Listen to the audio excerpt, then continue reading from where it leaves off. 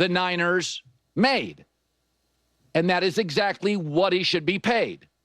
12th, 13th best quarterback in the league.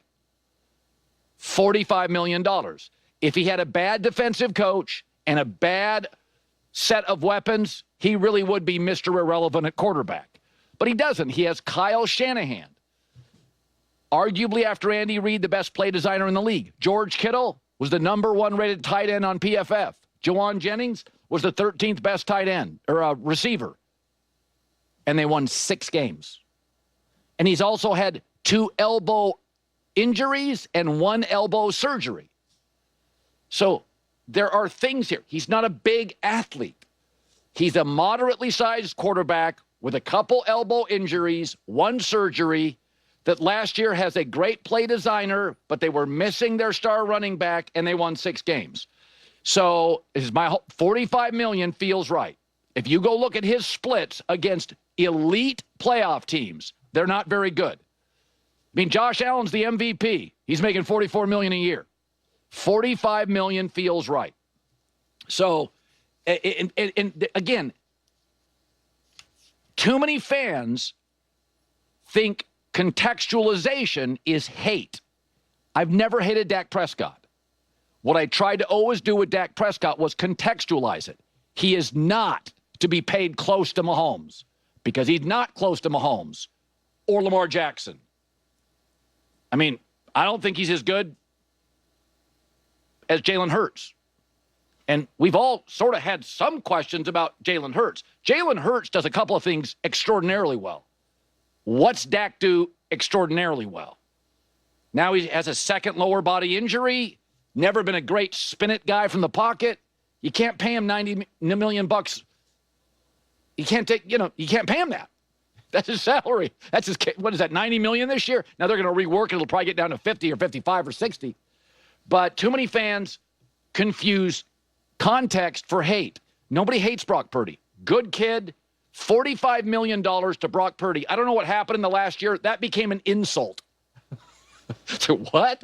Well, $45 million for the last guy picked in the draft who has a losing record and bad splits against playoff teams with 2 elbow injuries, 1 a surgery. And $45 million's an insult? And I love Sam Darnold, but I'd struggle paying him $45 million. He's bigger. He's got a better arm. He moves better. And he was a first-round pick.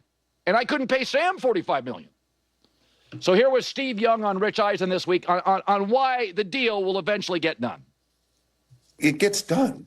Like it has to get done. There's not alternatives out there. He can threaten, he can move around, he can do all the things you do, and he can process as well as anybody. So in that way, quarterbacks are so hard to find that Brock has done enough for sure to go out and get paid and get it done.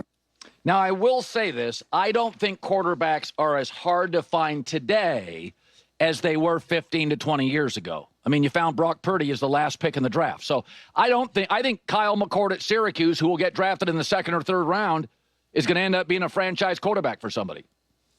I mean, you got Kirk Cousins was a 4th-round pick. There's a lot of good quarterbacks out there. Never been more good young quarterbacks. Never been more great quarterback coaching. Rachel Nichols in studio. If you feel like owning a home's out of reach, no, it's not. Ben, I guess my overall arching point is every team LeBron bails on goes into the tank, and every star he moves off of goes into a worse situation. And, the Kyrie Irving injury, by the way, because of all the injuries and because Luka shared offensive responsibilities, when you took Luka away from the Mavericks, it forced Kyrie to play more minutes. So it was very taxing on Kyrie's smaller body. Kyrie, since the Luka trade, I was just told, leads the NBA in minutes played. So again, like this is another reason you don't make that trade. So Kyrie, a small player who's had injuries, you're asking him to put so much responsibility, so many minutes on his body with the rest of the team beat up that Kyrie's body gives out after a while. So it is crazy how often LeBron's timing is just perfect. I mean, the minute he leaves a team, they fall off a cliff. The minute he moves off a star, that star goes into a worse situation, or his year is bad, or he's not the same player, or the circumstances are off. And I just, after a while, I don't think it's luck. I just think LeBron's got an intuition. He sees problems much better than most coaches or executives in the league. There's an argument he's the best executive in the league. I mean, you could make that argument. LeBron's the best executive in the league. He has made that many Can't smart stand moves. the GM. And I think Dallas he knew about the is Luka a thing. I think he saw that thing the minute Cuban sold that team. I think he saw it. There's an opening. Go get my guy. I'd prefer Steph, maybe Jokic. They're not available, and I tried with Steph. So I saw this story. This is a big story yesterday. Kind of infuriating to me. So apparently in the combine over the weekend, you had these Shedeur Sanders, the quarterbacks, they'll interview with teams. And the report is Shedeur Sanders was a little brash. According to Todd McShay, two people that I spoke to left the meeting with Shedeur, and Shedeur was not overly concerned with what they thought of him. Would you be? You watched the Cleveland Browns the last 10 years? So this idea that he's going to drop in the draft cracks me up. Tennessee, Cleveland, and the Giants, all messes that could need a quarterback, could use a quarterback, and should draft one. These teams, one of them, two of them, or all three of them apparently didn't love what they heard from Shedeur Sanders. So I want you to think about this. Let's just take the New York Giants. Go back to week 12, 2017 season. It's kind of the end of Eli Manning. He has a terrible game against Washington. The Giants are 2-9. He's awful. Until today, March 4th. That is 379 weeks that you knew that Eli Manning was washed until today. And you still are a disaster at quarterback. And you think Shedeur Sanders in an interview is supposed to walk in there and be blown away, and that you as a team have the leverage. You think Cleveland has leverage. You think Tennessee has leverage. It's okay to sometimes admit as a business the employee may have more leverage. All right? So this idea that this kid who grew up rich because of NIL got richer and who's really good, and you're a terrible franchise, either Tennessee, Cleveland, or New York, that he didn't bow down to you. Because Shedeur Sanders realizes, let's say it's the New York Giants or Cleveland, you're a hurdle to his success. He'll be successful if he goes to Pete Carroll, Chip Kelly, Brock Bowers, and cap space. The Giants are a hurdle, an impediment to success.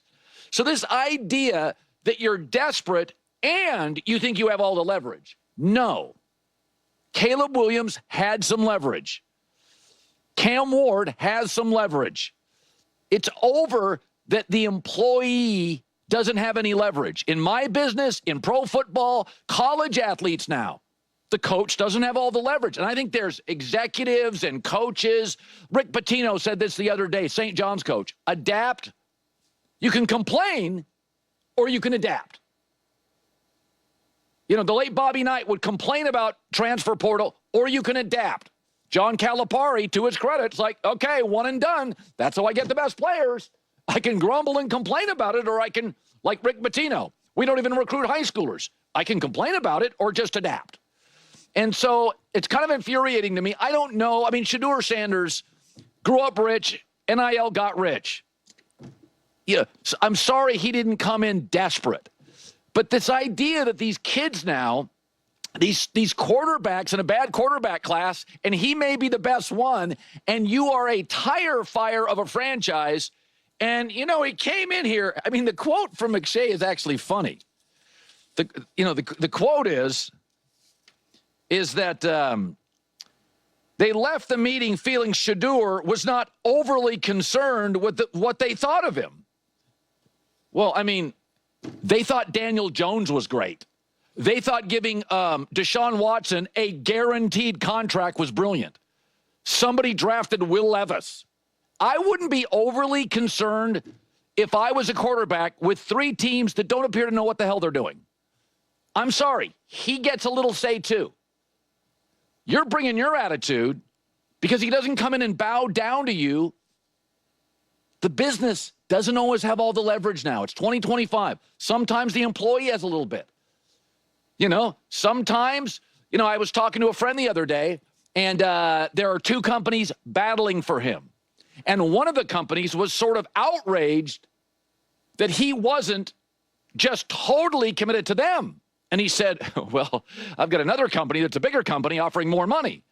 Like the day if you're an employer and you think you have all the leverage, or you're an NFL team and think you have all the leverage, I mean, I think Shedeur Sanders and Cam Ward, they would like to be passed on by Tennessee, Cleveland, and the Giants. They'd rather go to a winning franchise.